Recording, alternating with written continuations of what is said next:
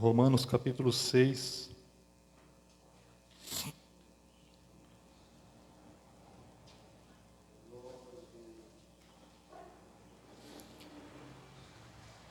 Graças a Deus pela sua presença no nosso meio.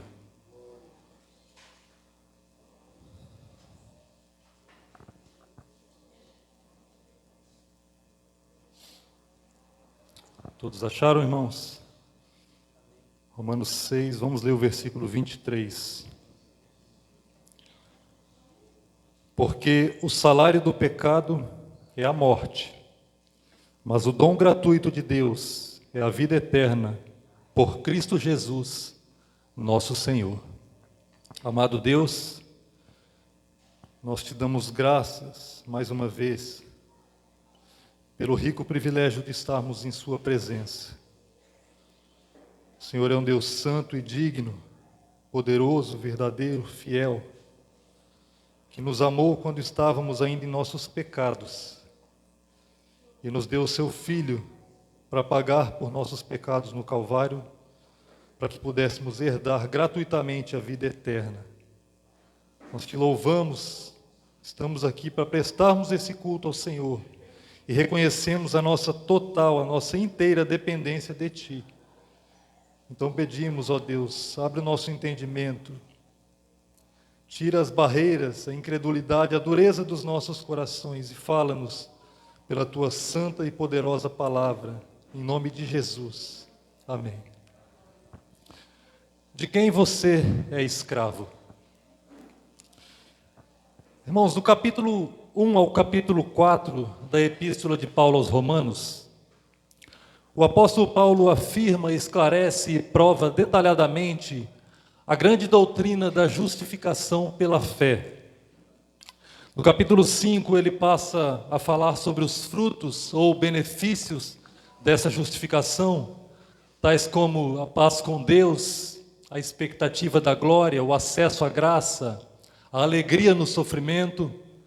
Ele fala sobre a certeza da glorificação final e sobre a nossa alegria eterna e futura no Senhor Jesus Cristo. E fala também sobre a doutrina da identificação com Cristo. Em Adão, toda a raça caiu em pecado e miséria, e em Cristo, o segundo Adão, nós fomos libertados do pecado e da morte.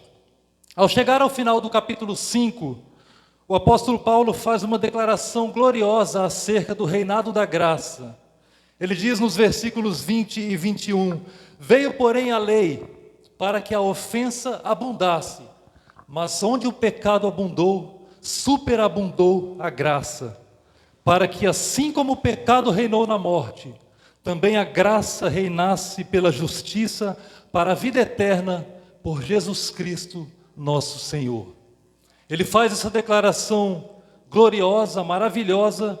Todavia, ao ler essa declaração, algumas pessoas poderiam distorcer o ensino do apóstolo Paulo e começarem a dizer, ora, se nós não estamos mais debaixo da lei, mas sim debaixo da graça, e se a graça de Deus superabunda quando pecamos, então vamos continuar no pecado para experimentar ainda mais graça.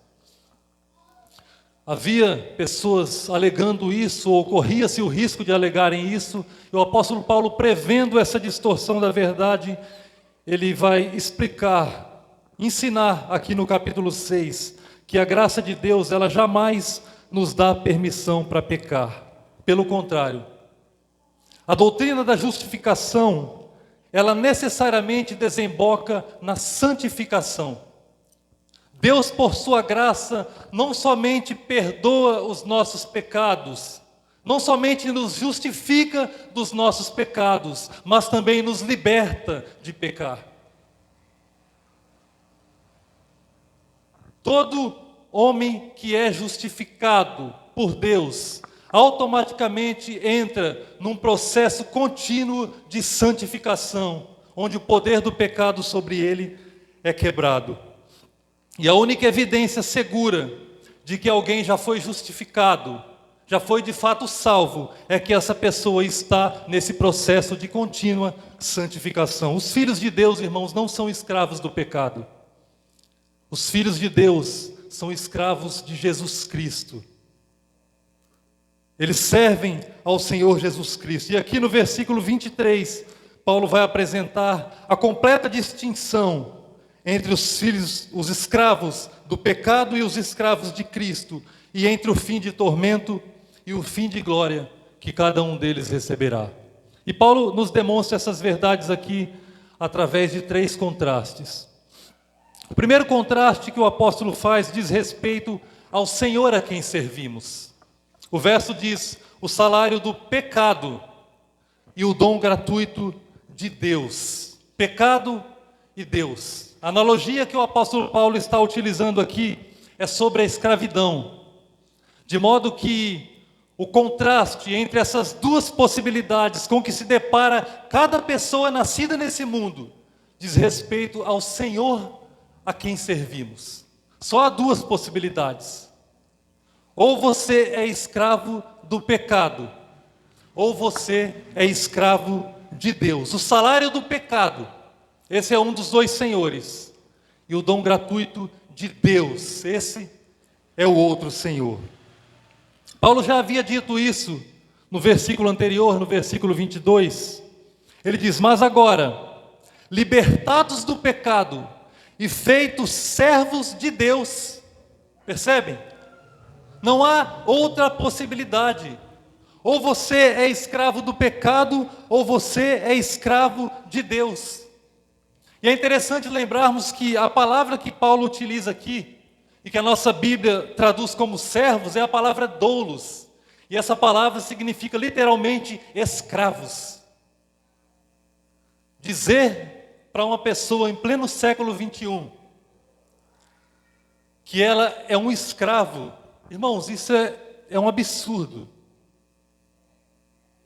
Isso é terrível, isso é impactante. E ninguém quer ouvir esse tipo de coisa. Você é um escravo, ou do pecado, ou de Deus. Nós vivemos numa geração pós-escravidão. Nós precisamos lembrar que quando Paulo escreveu essa carta, ele sabia muito melhor do que nós o que é a escravidão, porque no tempo dele a escravidão era muito comum. E quando ele vai descrever o tipo de relacionamento que o crente tem com Deus, o tipo de relacionamento que tem com Deus aquele que foi libertado por Deus da escravidão do pecado, ele descreve como servos de Deus, escravos de um Senhor, escravos de Deus. Há várias maneiras, vários aspectos pelos quais podemos descrever o nosso relacionamento com Deus. A Bíblia nos descreve como filhos de Deus. Nós somos filhos por adoção, fomos adotados na família de Deus. A Bíblia também nos chama de ovelhas, somos ovelhas do seu pasto, do seu rebanho. A Bíblia também diz que nós somos a noiva do Cordeiro, a noiva do Senhor Jesus Cristo. Somos também irmãos de Jesus. Somos tudo isso, e uma coisa não anula a outra.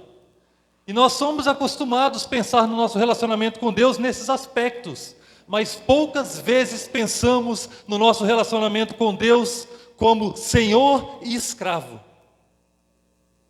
Nós não pensamos assim. E essa é uma verdade bíblica. Nós somos escravos de Deus. Se você foi liberto do pecado, se você nasceu de novo e ama a Jesus Cristo, você é um escravo do Senhor Jesus. E não há nada de errado com isso, porque isso é glorioso. Porque nós somos escravos de um Senhor bom.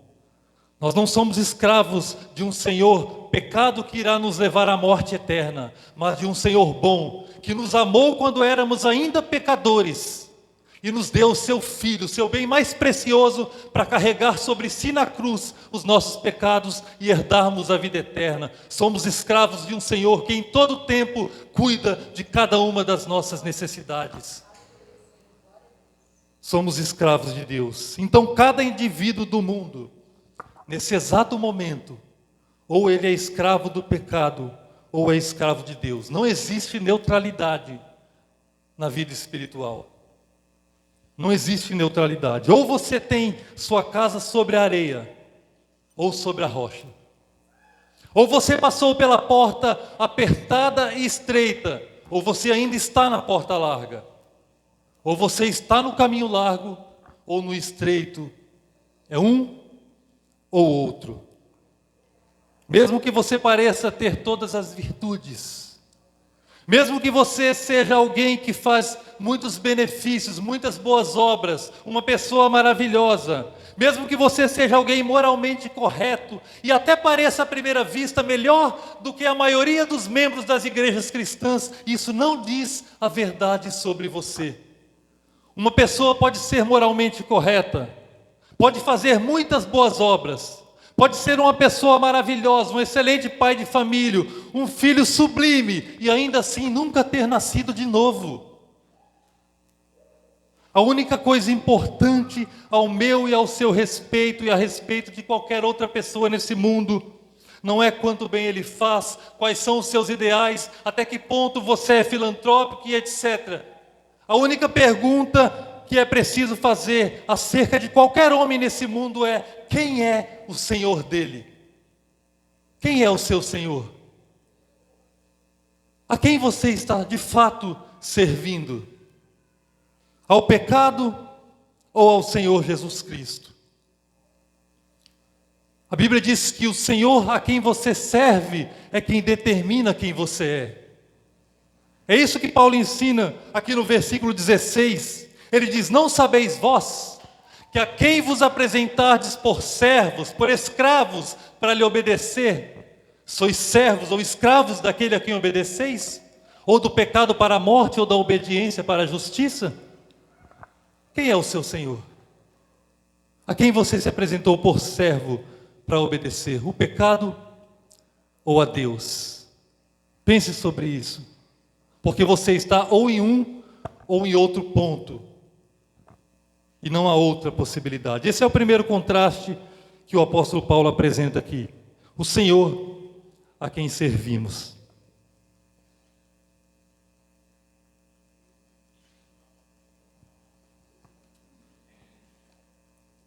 O segundo contraste diz respeito às condições sob as quais os dois senhores são servidos. O que recebemos ao servir um desses dois senhores? O verso diz: o salário do pecado e o dom gratuito de Deus. Salário e dom gratuito, esses também são completamente diferentes. Não há nada em comum entre eles. De um lado você tem um salário e do outro lado um dom gratuito. E o que Paulo está dizendo é que o salário do pecado é a morte. Irmão, salário é algo recebido justamente. Salário é algo a que a pessoa faz jus. É algo que ela merece. Salário é algo que ela prestou serviço. Então ela vai receber justamente aquilo que ela merece receber. Mas a pergunta é: quem ou o que determina sobre o salário que deve ser pago àqueles que são escravos do pecado? E a resposta é a lei. É a lei de Deus. A lei de Deus estabeleceu clara e objetivamente qual será a consequência do tipo de vida e conduta que cada homem tem. É a lei de Deus que decide sobre o salário pago àqueles que têm sido escravos do pecado. Há uma declaração bastante clara desse princípio em Hebreus capítulo 2. No texto de Hebreus capítulo 2 diz: porque se a palavra falada pelos anjos permaneceu firme, e toda transgressão e desobediência recebeu a justa retribuição. A palavra falada pelos anjos é a palavra da lei. É uma referência à lei de Deus que fora dada a Moisés e intermediada pelos anjos.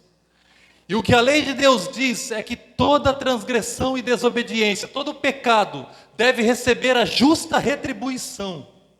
E essa justa retribuição, esse justo pagamento, conforme Paulo nos ensina aqui, é a morte.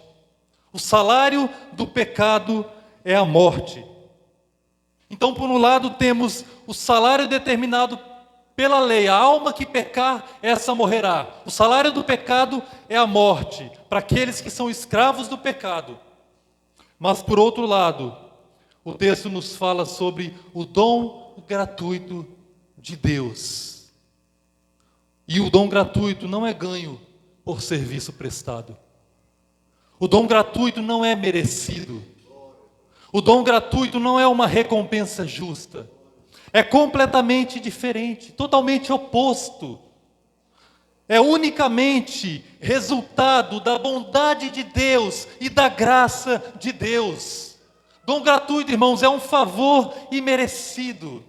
É bondade mostrada para com pessoas que não merecem bondade nenhuma. É o dom gratuito de Deus, inteiramente da graça. E esse, irmãos, é o princípio que funciona na vida cristã do começo ao fim. Você não tem méritos, eu não tenho méritos.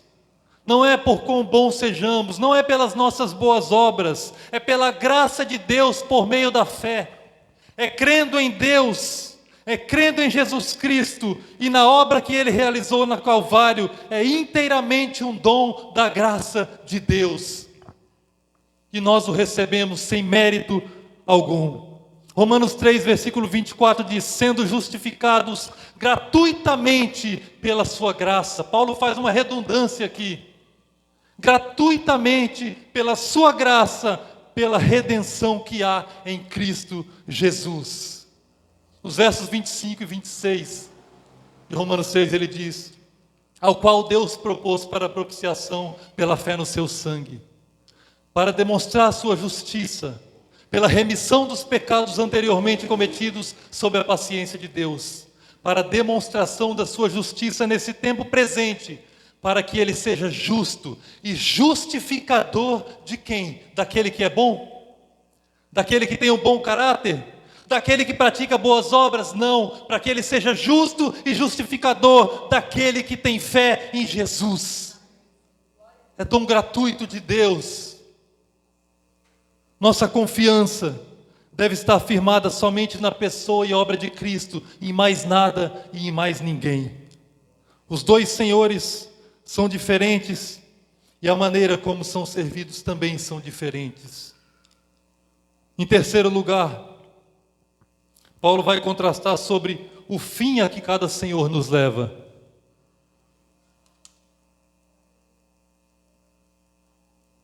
Os dois senhores, os dois termos de serviço e os dois fins. O fim a que cada senhor nos leva.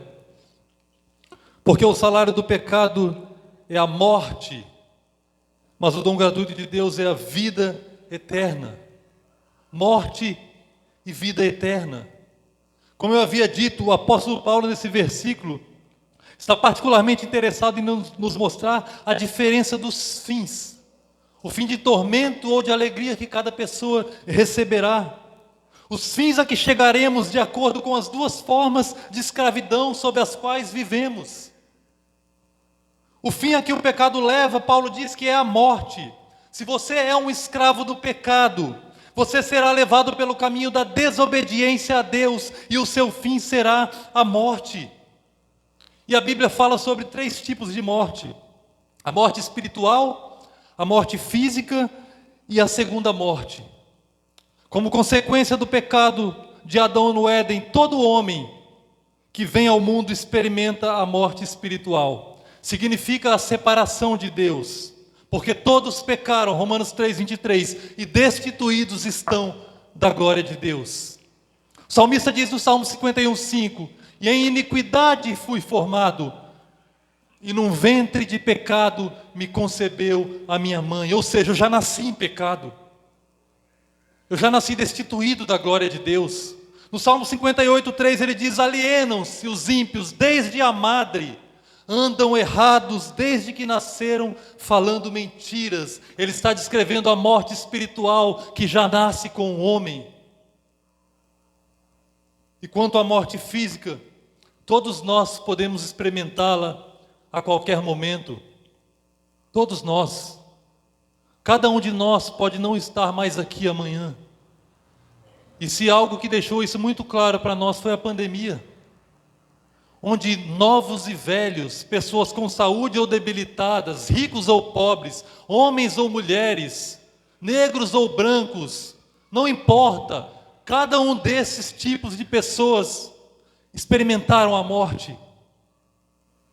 A Bíblia diz que ao homem está ordenado morrer uma vez, vindo depois disso o juízo. E nós precisamos nos lembrar que nós podemos morrer a qualquer momento. De diversas maneiras nós podemos morrer. E de quem nós temos sido escravos? Todavia, nessa passagem, Paulo não está focando tanto nesses resultados próximos da escravidão do pecado, mas no resultado final, na concretização, no destino final dos escravos do pecado, a segunda morte. É sobre esse fim que o apóstolo Paulo está falando aqui. Segunda morte significa separação total de Deus, separação total da face de Deus e da vida de Deus. Significa estar eternamente fora da vida de Deus e de todas as suas amorosas, santas e puras influências. Isso é segunda morte. É o pecador ser deixado em sua impureza. É o pecador ser abandonado em sua miséria, em sua maldade, e com isso ir ficando cada vez mais em estado de angústia e sem alívio. Isso é segunda morte. É o pecador ser lançado nas trevas exteriores, no lago de fogo e enxofre, onde a Bíblia diz que lá haverá pranto e ranger de dentes, onde o verme não morre e a ferida não cicatriza, onde o choro não cessa, onde a dor não acaba e o alívio não chega por toda a eternidade, como aquele homem rico que foi para o inferno e desejava uma gota d'água para refrescar a língua, mas não lhe foi dado, e assim será por toda a eternidade. Isso é segunda morte. E esse é o fim para onde o pecado leva os seus escravos. Esse é o destino de todos os que são escravos do pecado, a segunda morte, a separação total de Deus, a morte eterna. A pandemia ou qualquer outra praga que apareça não é o real problema do homem. O real problema do homem é de quem ele é escravo. É se ele, ao morrer aqui e acordar na eternidade, passará o restante da eternidade, a infindável eternidade com Jesus Cristo, ou totalmente apartado dele, num estado de sofrimento. Esse é o real problema do homem. Mas qual será o fim daqueles que são escravos de Deus? Daqueles que amam ao Senhor Jesus Cristo?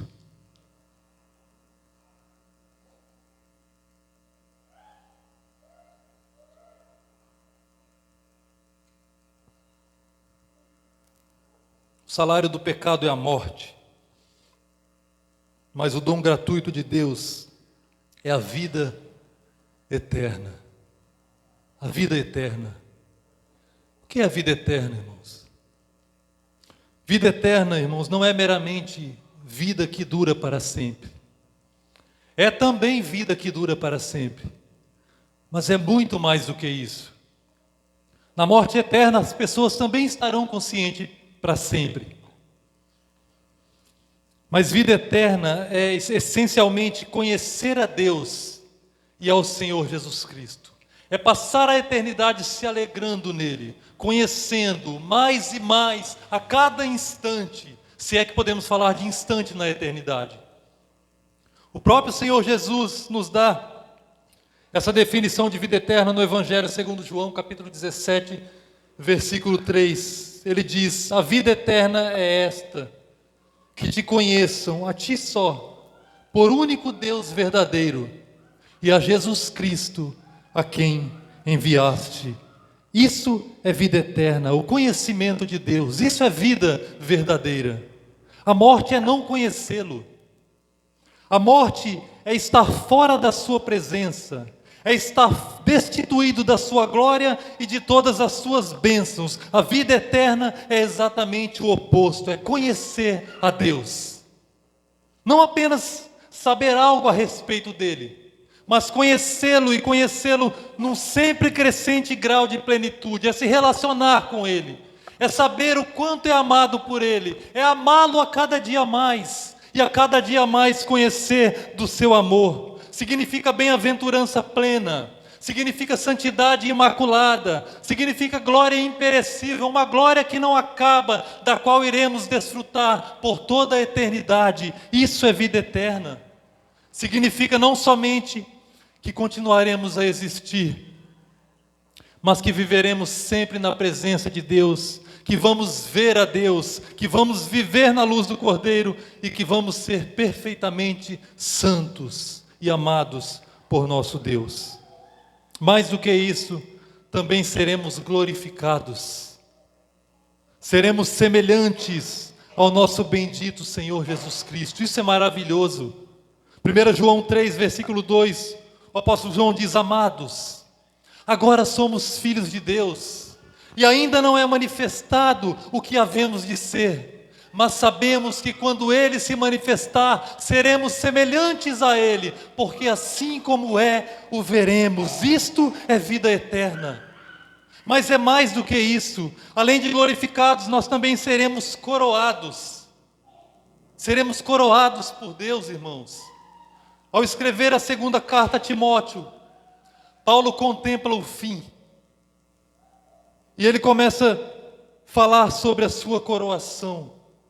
E no capítulo 4, versículo 8, ele diz: desde agora, a coroa da justiça me está guardada, a qual o Senhor, justo juiz, me dará naquele dia. E ele diz algo glorioso, ele diz: e não somente a mim,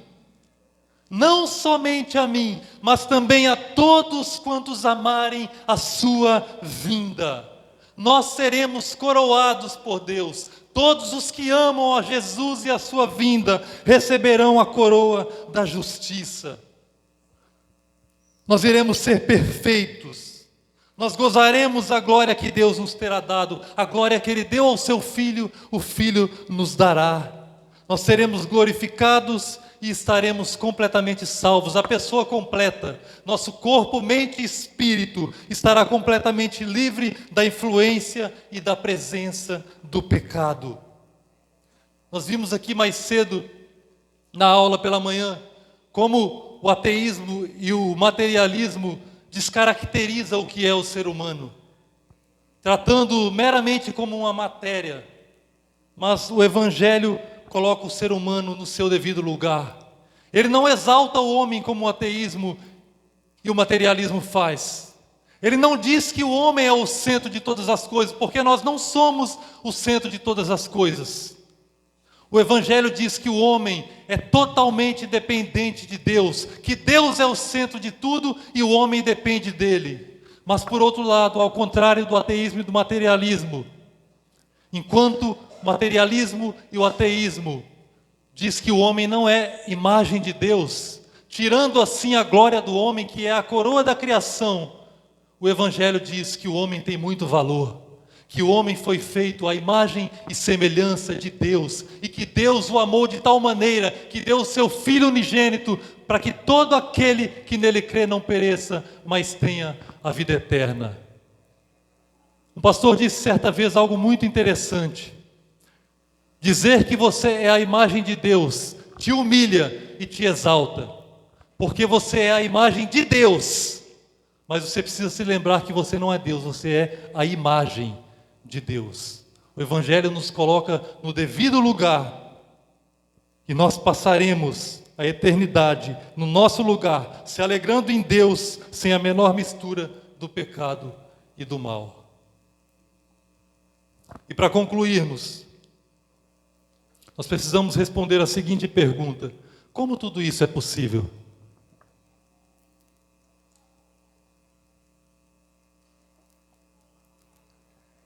Como pode alguém se tornar participante de tanta glória sem ter mérito algum? E Paulo nos dá a resposta no final do versículo. Ele diz: por Cristo Jesus, nosso Senhor. O salário do pecado é a morte, mas a vida eterna é o dom gratuito de Deus. Como? Por Cristo Jesus, nosso Senhor. Paulo nunca deixa de fora o nome de Jesus Cristo. Ele terminou o capítulo 5 dizendo: para que assim como o pecado reinou na morte, também a graça reinasse pela justiça para a vida eterna, por Jesus Cristo nosso Senhor. O versículo 11 ele diz: assim também vós, considerai-vos como mortos para o pecado, mas vivos para Deus, em Cristo Jesus nosso Senhor. Paulo nunca deixa de nos lembrar a maneira pela qual tudo nos foi feito possível, a maneira pela qual pecadores indignos podem herdar a vida eterna. Foi o Senhor Jesus que produziu tudo isso para nós. Sem Ele nós não teríamos absolutamente nada.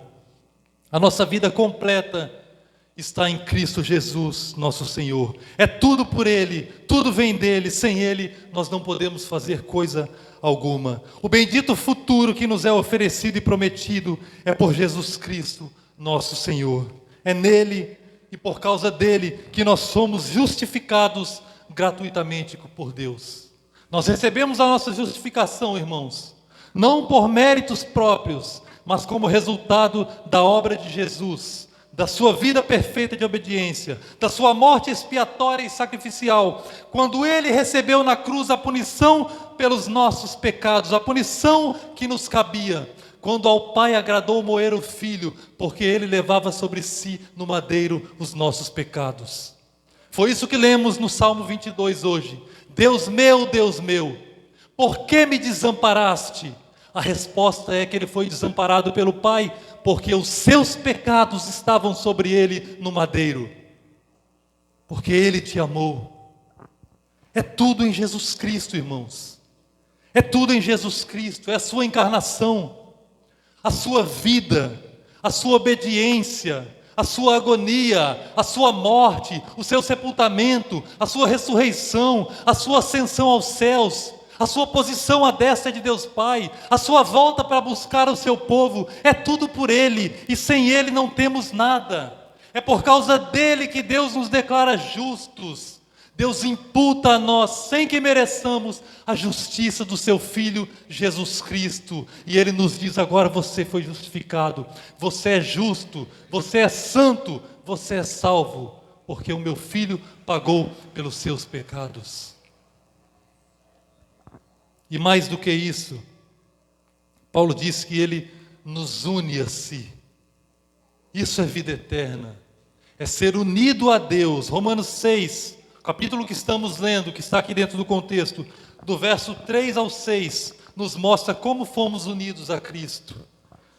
Paulo diz: ou não sabeis que todos quanto fomos batizados em Jesus Cristo, fomos batizados na sua morte, de sorte que fomos sepultados com Ele, pelo batismo na morte, para que como Cristo foi ressuscitado dentre os mortos pela glória do Pai, assim andemos nós também em novidade de vida. Porque se fomos plantados juntamente com Ele na semelhança da sua morte, também o seremos na da sua ressurreição. Sabendo isto, que o homem velho foi com Ele crucificado, para que o corpo do pecado seja desfeito, para que não sirvamos mais ao pecado. Nós estamos ligados a Cristo, e por estarmos nele e ligados a Ele, fomos libertados do poder do pecado. Estamos mortos para o pecado. O pecado não tem mais nenhum poder ou autoridade ou governo ou domínio sobre nós. E mais do que isso, não apenas fomos mortos para o pecado, mas estamos vivos para Deus. Estamos vivos para Deus. E conhecemos a sobreexcelente grandeza do seu poder sobre nós, os que cremos. Nós sabemos que o poder de Deus tem atuado e operado na nossa vida e nos purificado mais e mais a cada dia. Irmãos, Deus fixou o seu afeto em nós. Deus nos amou. Ele nos conhece desde antes da fundação do mundo e Ele nos deu a vida do seu Filho. A vida de Cristo está em nós e nós estamos nele. Ele é a videira e nós somos a vara. Ele é a cabeça e nós somos membros do seu corpo. E é graças a Jesus Cristo, nosso Senhor, que nós recebemos o Espírito Santo. O Espírito que habitou nele habita em nós. E é esse mesmo Espírito que nos levou a crer. É esse Espírito Santo que nos guia a cada dia. É esse Espírito Santo que nos leva às Escrituras. É esse Espírito Santo que nos leva a orar, que abre o nosso entendimento, que nos convence dos nossos pecados e que dia após dia está produzindo em nós a santificação, nos tornando mais semelhantes a Cristo Jesus, nosso Senhor. É por estarmos nele que recebemos o Espírito Santo. E por fim, o propósito de Deus por meio de Cristo é nos levar para a glória. É nos levar para a glória, porque convinha, diz Hebreus 2, versículo 10, convinha que aquele, para quem são todas as coisas, e mediante quem tudo existe, trazendo muitos filhos à glória, consagrasse pelas aflições o príncipe da salvação deles, isto é, Jesus Cristo, nosso Senhor, que levará muitos filhos a glória. É tudo por Cristo Jesus, nosso Senhor. Todo o objetivo da salvação consiste em levar-nos para aquela glória, onde seremos perfeitos, sem mancha e sem pecado, sem ruga nem coisa semelhante, santos e perfeitos na presença de Deus. Tudo isso nos é dado, não por mérito, mas por Cristo Jesus, nosso Senhor. Permaneceremos no pecado para que a graça abunde? Pecaremos porque não estamos debaixo da lei, mas debaixo da graça? Paulo diz categoricamente, de modo nenhum. Nós estamos mortos para o pecado, vivos para Deus. Recebemos o Espírito Santo e seremos levados para a glória. De que maneira? Por Cristo Jesus, nosso Senhor. Se você não é escravo de Cristo, renda a sua vida a Ele. Torne-se um escravo de Cristo, porque você será imensamente feliz. Eu já finalizei, mas me veio algo à mente aqui agora, rapidamente. Eu me lembrei que, quando eu estava no mundo, eu era muito infeliz. Muito infeliz. E eu fazia tudo que não devia fazer, e ia para todos os lugares que não deveria ir. E muitas vezes eu me olhava no espelho em algum lugar onde eu estava, rodeado de pessoas, fazendo o que eu queria, desfrutando da minha suposta liberdade, achando que era livre, e eu começava a chorar. Havia um vazio imenso dentro de mim. Mas quando eu fui libertado da escravidão do pecado, e quando eu me tornei escravo de Jesus Cristo, uma alegria indizível invadiu o meu coração, e eu não consigo descrevê-la, e eu me alegro a cada dia no meu Senhor Jesus Cristo.